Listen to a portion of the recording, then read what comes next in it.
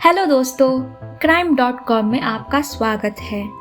तो आज की कहानी शुरू करते हैं। यह ऐसा नाम है जिन्हें हम सब ने बचपन में सुना ही होगा। ज़्यादातर लोगों को इनके अपराध के बारे में नहीं पता होगा। आज हम इनके उस अपराध की बात करेंगे जिस पर पूरा देश आग बबूला हो गया था और इनको फांसी की सज़ा देने की मांग के लिए सड़कों पर आ गया था। ऐसा क्या अपराध था? आइए जानते हैं crime.com में। रंगा और बिल्ला ये दोनों चोर थे और मुंबई में साथ में चोरी किया करते थे और ये पुलिस के पकड़े जाने के डर से ये दोनों भागकर दिल्ली आ जाते हैं। दिन था 16 अगस्त 1978। रंगा बिल्ला दिल्ली आते ही यहाँ मजलिस पार्क में रेंट पर एक रूम लेते हैं।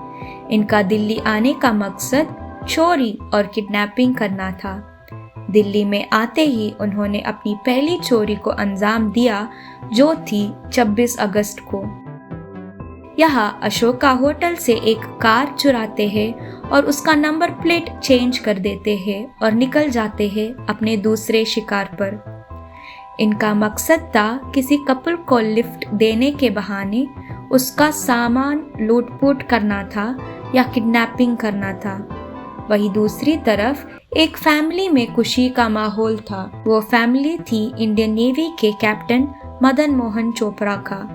घर में खुशी का माहौल था क्योंकि उनकी बेटी गीता चोपड़ा और बेटा संजय चोपड़ा आकाशवाणी रेडियो में आने वाले थे, जिस प्रोग्राम का नाम युगवानी था। उनकी बेटी गीता चोपड़ा की उम्र 16 साल की थी और ये जीसस एंड मेरी कॉलेज नई दिल्ली में सेकेंड ईयर की स्टूडेंट थी। वही गीता चोपड़ा का भाई संजय चोपड़ा क्लास 10वीं में था और वह दिल्ली के मॉडर्न स्कूल में पढ़ाई कर रहा था। संजय की उम्र 14 साल की थी। उस दिन कैप्टन मदन मोहन चोपड़ा अपने बच्चों को कहते हैं कि तुम दोनों ऑटो से या लिफ्ट लेकर आकाशवाणी स्टूडियो चले जाओ। मैं रात में प्रोग्राम खत्म होने के बाद स्टूडियो से ही तुम लोगों को रिसीव कर लूँगा। उन दिनों दिल्ली में लिफ्ट लेना कोई बड़ी बात नहीं थी और लोग प्राइवेट टैक्सी लेने की बजाय एक दूसरे से लिफ्ट मांग लिया करते थे। अपने पिता की बात सुनकर गीता और संजय घर से तैयार होकर शाम को 6:15 आकाशवाणी स्टूडियो के लिए निकल जाते हैं। ये दोनों बच्चे अपने घर से निकलकर सड़क पर एक गोलंबर के करीब आकर रुक जाते हैं। यहाँ दोनों एक कार में लिफ्ट लेते हुए धौलाकुआं से गोल डाक खाना तक आते हैं। उस समय शाम के 6:30 बज रहे थे और बूंदाबांदी थोड़ी तेज हो चुकी थी। बारिश के बीच ये दोनों बच्चे किसी गाड़ी का इंतजार करने लगते हैं ताकि आकाशवाणी स्टूडियो पहुंचा जा सके। कुछ देर इंतजार करने के बाद इन दोनों को एक मस्टर्ड कलर की फिएट कार नजर आती है। फिएट को देखते ही ये दोनों भाई बहन गाड़ी को रोकने का इशारा करते हैं। इन दोनों भाई बहनों ने जिस गाड़ी को रुकने का इशारा किया था ये वही गाड़ी थी जिसे रंगा बिल्ला चला रहे थे और सुबह से सड़क पर अपने शिकार की तलाश में थे। वैसे तो ये दोनों एक कपल को ढूंढने में लगे हुए थे, मगर शाम हो चुकी थी और इन्हें अपना शिकार नहीं मिला था। इसलिए उन्होंने जब इन दोनों बच्चों को देखा और उनके पहनावे को देखा तो रंगा और बिल्ला को लगा कि ये दोनों बच्चे जरूर किसी अमीर घर के हो। ऐसे में इनको किडनैप करके अच्छा पैसा निकाला जा सकता है। इसलिए बच्चे जैसे ही इशारा करते हैं ये दोनों गाड़ी रोक देते हैं। गाड़ी के रुकते ही ये दोनों बच्चे कहते हैं कि हमें आकाशवाणी स्टूडियो तक पहुंचा दीजिए। बच्चों की बात सुनकर रंगा बिल्ला उन्हें छोड़ने की हामी भरते हैं और इन दोनों को गाड़ी में बैठा लेते हैं। गीता और संजय के गाड़ी में बैठते ही ड्राइविंग सीट संभाले हुए रंगा गाड़ी को आगे बढ़ाना शुरू कर देता है। इधर बिल्ला उन बच्चों से उनका नाम और उनके पिता का नाम पूछता है। साथ ही ये भी पूछता है कि उनके पापा क्या करते हैं। जब रंगा और बिल्ला को पता चलता है कि संजय और गीता मदन मोहन चोपड़ा इंडियन नेवी के अधिकारी के बच्चे हैं, तो इन दोनों को लगता है कि शायद इनके घर से ज्यादा पैसे नहीं मिलेंगे। इसलिए अब ये दोनों दूसरी प्लानिंग बनाने लगते हैं। रंगा इशारों इशारों में कुछ बातें करने लगते हैं।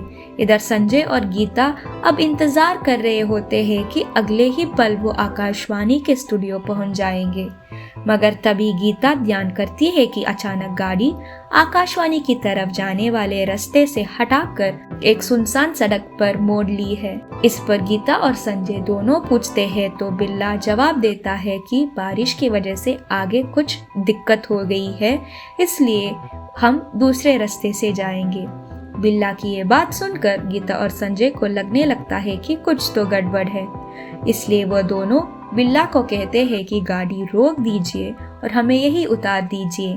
मगर रंगा और बिल्ला बहुत चालाकी से ये गाड़ी रोकने की बजाय उसकी स्पीड बढ़ा देते हैं। रंगा और बिल्ला इतना चालाक थे कि गाड़ी चुराने के बाद गाड़ी के दोनों दरवाजे के अंदर से खोलने वाली हैंडल को पहले से ही हटा दिया था। इसलिए जब रंगा बिल्ला गाड़ी नहीं रोकते तो गीता और संजय खुद ही दरवाजा खोलने की कोशिश करने लगते हैं, लेकिन हैंडल ना होने की वजह से ये दोनों दरवाजा नहीं खोल पाते हैं। अब गाड़ी के अंदर संजय और गीता रंगा और बिल्ला से लगातार गाड़ी रोकने को बोलते हैं। जब बात नहीं बनती तो अपनी पूरी हिम्मत से गीता और संजय रंगा बिल्ला को मारने लगते हैं। उन दोनों को रोकने की कोशिश करते हैं, मगर वो दोनों ऐसा नहीं कर पाते क्योंकि रंगा और बिल्ला ने अपने हाथ में एक चाकू ली हुई थी, जिससे उसने संजय को घायल कर दिया था। खून से लथपथ होने के बावजूद ये दोनों बड़ी बहादुरी से रंगा और बिल्ला का मुकाबला कर रहे थे। तब तक गाड़ी चलते हुए गोल्ड खाना के पास पहुंचती है। यहाँ पर भगवान दास नाम के एक व्यक्ति की नजर इस कार पर पड़ती है। भगवान दास उस समय अपने स्कूटर पर सवार थे।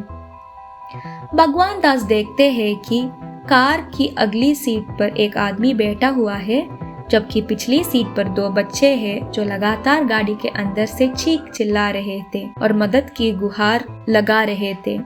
इस पर भगवान दास अपनी स्कूटर से उस गाड़ी का पीछा कर देते हैं, मगर ये उसको रोक नहीं पाते। रंगा बिल्ला की कार को कुछ और लोग भी देखते हैं, मगर कार नहीं रोक पाते और कार हाई स्पीड से भागती रहती है। ऐसे ही एक आदमी ने देखा कि कार के अंदर से चिल्लाने की आवाज आ रही है। जब वो व्यक्ति नजदीक आया तो उसने देखा कि पिछली सीट पर बैठी लड़की बिल्ला के बाल खींचकर मदद करने के लिए चिल्ला रही है, जबकि लड़का अगले सीट पर बैठे रंगा से लड़ रहा है। दोनों मदद के लिए चिल्ला रहे हैं। ये नज़ारा देखकर उस व्यक्ति ने भी कार का दरवाजा खोलने की कोशिश की, मगर नहीं कर पाया। कार बाहर से विलिंगटन हॉस्पिटल की तरफ चली गई। इधर जब भगवान दास कार को रोकने में कामयाब नहीं हुए तो उन्होंने तुरंत दिल्ली पुलिस कंट्रोल रूम में 7:06 के आसपास कॉल किया और उन्होंने जो कुछ भी देखा वो पुलिस को बताया। भगवान दास ने कार का नंबर भी नोट कर लिया था। कार का नंबर था HRK 8930। भगवान दास ने जब पुलिस को कार का नंबर बताया तो पुलिस से एक गलती हो गई और पुलिस वालों ने HRK 8930 की जगह MRK 8930 नोट कर लिया। गलत नंबर होने की वजह से पुलिस को कार नहीं मिली। हालांकि कुछ समय बाद उसी कार पर DDA के एक जूनियर इंजीनियर इंद्रजीत सिंह को भी नजर पड़ी। उन्होंने भी कार के अंदर एक लड़की और लड़के को खून में लथपथ अवस्था में देखा। इंद्रजीत ने भी कार का पीछा किया, मगर कार रेड सिग्नल तोड़कर भाग गई। यहाँ भी किस्मत से इंद्रजीत सिंह ने कार का नंबर नोट कर लिया और तुरंत राजेंद्र नगर पुलिस स्टेशन में फोन कर दिया। मामला काफी गंभीर था। इसके बावजूद आरोप यह लगाया जाता है कि लगातार कंप्लेंट मिलने के बावजूद पुलिस ने लापरवाही दिखाई और अधिकार क्षेत्र से बाहर की घटना बताकर राजेंद्र नगर पुलिस ने भी अपना पल्ला झाड़ लिया। उधर रंगा और बिल्ला बड़े आराम से गीता और संजय को अपने कब्जे में लेकर अपने रास्ते की तरफ निकल गए। इधर रात के 8 बज रहे थे। इसी समय आकाशवाणी पर गीता और संजय का प्रोग्राम होना था, इसलिए इनके माता पिता बड़ी बेसब्री से 8:30 बजने का इंतजार कर रहे थे। लेकिन जब प्रोग्राम शुरू हुआ तो इन दोनों को शौक लगा, क्योंकि प्रोग्राम में गीता और संजय की जगह कोई और ही था। ये सुनकर मदन मोहन चोपड़ा निराश हुए और उन्होंने अपनी स्कूटर उठाए और 9:04 पर संसद मार्ग स्थित आकाशवाणी ऑफिस चले गए ताकि अपने बच्चों को वहां से लेकर आ सके। मगर जब ये वहां पहुंचे तो इन्हें जानकारी मिली कि गीता और संजय तो यह पहुंचे ही नहीं है। इतना सुनते ही मदन मोहन चोपड़ा के पैरों तले जमीन खिसक गई और वह सोच में पड़ गए कि आखिर बच्चे कहाँ चले गए होंगे। खोजबीन शुरू होती है तो ये पता चलता है कि बच्चे घर पर नहीं आए और वह दोनों भाई बहन ना ही किसी दोस्त के घर गए और ना ही किसी रिश्तेदार के। काफी देर तक वो लोग अपने स्तर से खोजबीन करते हैं और जब कुछ नहीं पता चलता तो आखिरकार रात के 1:15 बजे गीता और संजय के पिता मदन मोहन पुलिस में अपने दोनों बच्चों की गुमशुदगी की रिपोर्ट दर्ज करवाने जाते हैं। पुलिस इधर उधर खोजबीन करते हैं मगर इन बच्चों का कहीं भी अता पता नहीं लग पाता। इधर सभी की आंखों में धूल झुकते हुए रंगा और बिल्ला गीता और संजय चोपड़ा के साथ जो हैवानियत करते हैं उसे सुनकर आपका खून खोल उठेगा। रास्ते भर दोनों बच्चे अपनी पूरी ताकत से इन दोनों हैवान से बचने की कोशिश करते रहते हैं मगर कामयाब नहीं हो पाते। अंत में रंगा इन दोनों से कहता है कि तुम दोनों शांत रहो, आगे जहाँ भी कोई कपल दिखेगा वहाँ मैं गाड़ी रोक दूंगा और तुम दोनों उतर जाना, लेकिन मैं तुम दोनों को इस शर्त पर छोड़ूंगा कि कहीं भी हमारे बारे में तुम लोग बात नहीं करोगे। गीता और संजय रिहाई की उम्मीद में शांत हो जाते हैं मगर रंगा और बिल्ला उस कार को तेजी से भगाते हुए बुद्धा गार्डन की तरफ मौजूद रिज इलाके में ले जाते हैं और एक सुनसान जगह देखकर झाड़ियों के पीछे अपने कार को खड़ा कर देते हैं। जंगल में कार खड़ी करने के बाद रंगा कार से संजय चोपड़ा को कहते हुए उतारते हैं कि चलो मैं तुम्हें वहां ले जाकर आजाद छोड़ दूंगा, मगर कार से लगभग 100 कदम दूर ले जाकर रंगा अपने पास मौजूद चाकू से सीधा संजय चोपड़ा की गर्दन पर वार करता है, जिससे संजय वहीं पर ढेर हो जाता है। हालांकि तब तक वो मरा नहीं होता। इधर रंगा संजय की हत्या कर रहा होता है, उधर बिल्ला कार में मौजूद गीता चोपड़ा को पहले बुरी तरीके से मारता है, उसके कपड़े फाड़ देते हैं और फिर अपने पास एक चाकू की नोक पर उसके साथ बलात्कार करने लगता है। गीता का बलात्कार करने के बाद गीता को कार में बंद करके बिल्ला उसी तरफ जाता है जहां रंगा संजय को लेकर आया था। यहाँ पर रंगा और बिल्ला आपस में कुछ बात करते हैं और फिर बिल्ला रंगा के हाथ से चाकू लेता है और संजय के पास जाता है और संजय की हत्या कर देता है। उधर जब बिल्ला संजय की हत्या कर रहा होता है तब कार में रंगा आ जाता है। अब वो गीता चोपड़ा को बड़ी बेरहमी से मारता है और दरिंदगी के साथ अपनी हदों को पार करते हुए गीता का बलात्कार करता है। गीता बचने के लिए पूरी कोशिश करती है मगर वह नाकाम रहती है। अपनी हवस पूरी करने के बाद रंगा गीता को फिर से कार में बंद करके बाहर आ जाता है। इधर कार के अंदर गीता चोपड़ा लगातार अपने भाई के बारे में पूछ रही थी। इस पर रंगा बिल्ला गीता को कहते हैं कि चलो मैं तुम्हें तुम्हारे भाई से मिला देता हूँ। इतना कहने के बाद रंगा और बिल्ला गीता को अपने साथ लेकर उस जगह पर ले आते हैं जहाँ पर इन दोनों ने मिलकर संजय की हत्या की। भाई की लाश को देखकर गीता का कलेजा फट जाता है। जिसे पहले वो कुछ कह पाती है, बिल्ला ने चाकू निकालकर सीधा गीता के गर्दन पर वार कर दिया। गीता एक ही झटके में जमीन पर गिर पड़ी और वहीं पर उसकी मौत हो गई। बड़ी बेरहमी से संजय और गीता की हत्या के बाद रंगा और बिल्ला इन दोनों की लाश को घसीटकर झाड़ी के अंदर फेंक देते हैं और वापस उसी कार में आ जाते हैं। जब तक गीता और संजय रंगा बिल्ला के कब्जे में थे, इन दोनों ने बड़ी बहादुरी से इन दरिंदगी का मुकाबला किया था। इसी दौरान एक बार गीता ने बिल्ला की चाकू भी छीन ली थी और उसके सर पर वार कर दिया था, जिससे बिल्ला के सर पर एक बड़ा कट लग गया था।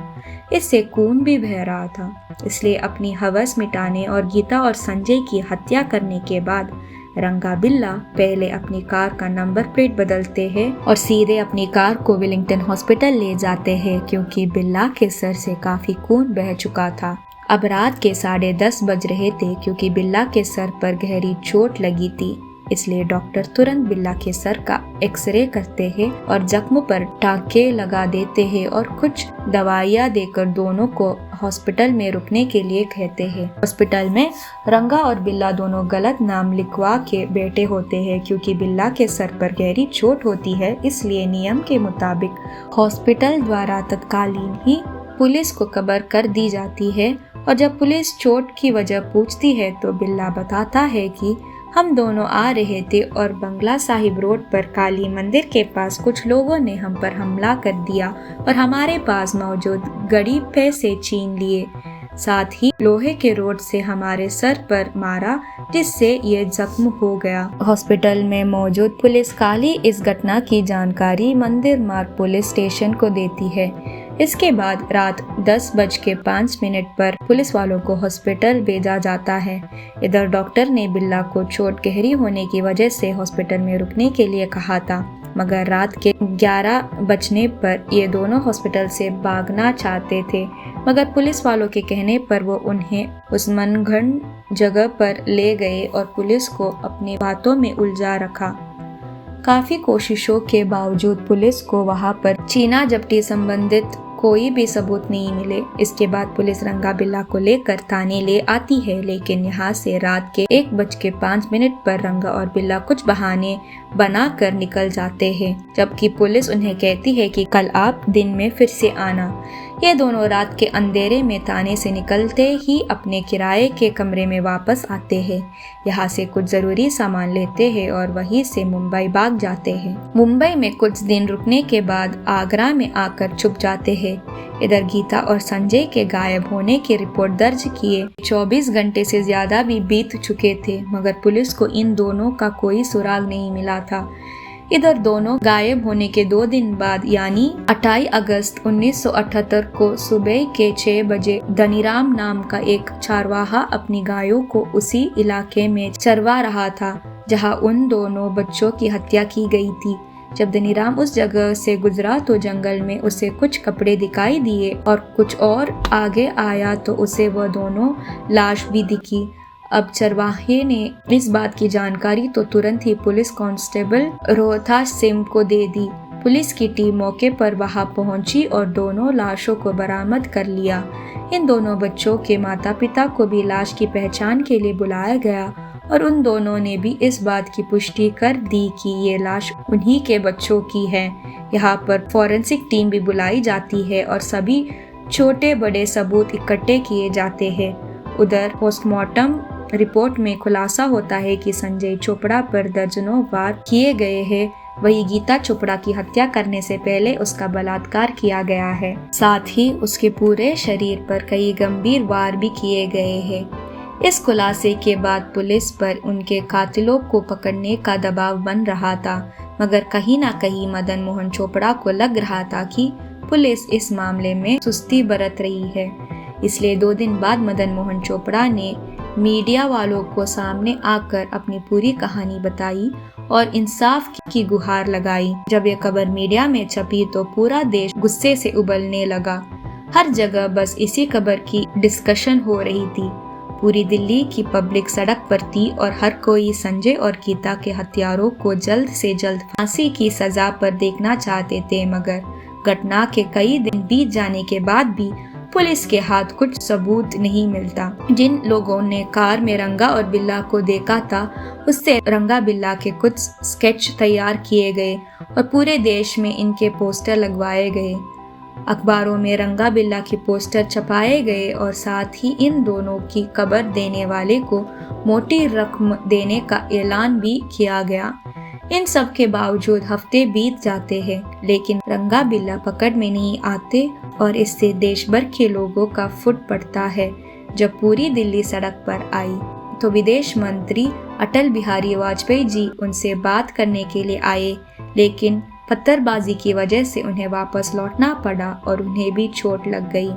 मामले की गंभीरता को देखते हुए प्रधानमंत्री मोरारजी देसाई ने संजय और गीता के घर जाकर उनको भरोसा दिलाया कि अपराधी को जल्द से जल्द पकड़ के सजा दिलाया जाएगा। इस मामले को प्रधानमंत्री खुद ही संभाल रहे थे, इसलिए पुलिस पर भी दबाव था कि वह जल्द से जल्द अपराधियों को गिरफ्तार करें। माहौल ऐसा बन चुका था कि रंगा बिल्ला भागते भी तो कब तक भागते और कहाँ भागते। रंगा बिल्ला आगरा में कुछ दिन रुकने के बाद यमुना रिवर ब्रिज के पास काल का मेल ट्रेन से एक बोगी में सवार हो गए। ये दोनों ट्रेन में चढ़ तो गए मगर गलती से उस बोगी में चढ़े जो केवल इंडियन आर्मी के जवानों के लिए रिजर्व थे। जैसे ही दोनों ट्रेन के अंदर गए, आर्मी के जवानों ने उन्हें घेर लिया और इनसे पूछताछ करने लगे। इसी बीच इंडियन आर्मी के जवान लांसनाई के शेट्टी ने इन दोनों को पहचान लिया क्योंकि उन्होंने रंगा और बिल्ला के केस का खबर अखबार में पढ़ा था।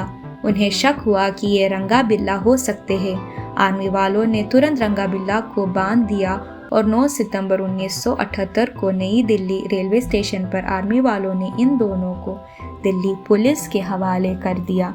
इन दोनों की गिरफ्तारी के बाद तत्काल ही पुलिस ने इनके पास मौजूद बैग की तलाशी ली तो उसमें से एक चाकू मिला और कपड़ा भी मिला जिस पर खून के निशान थे।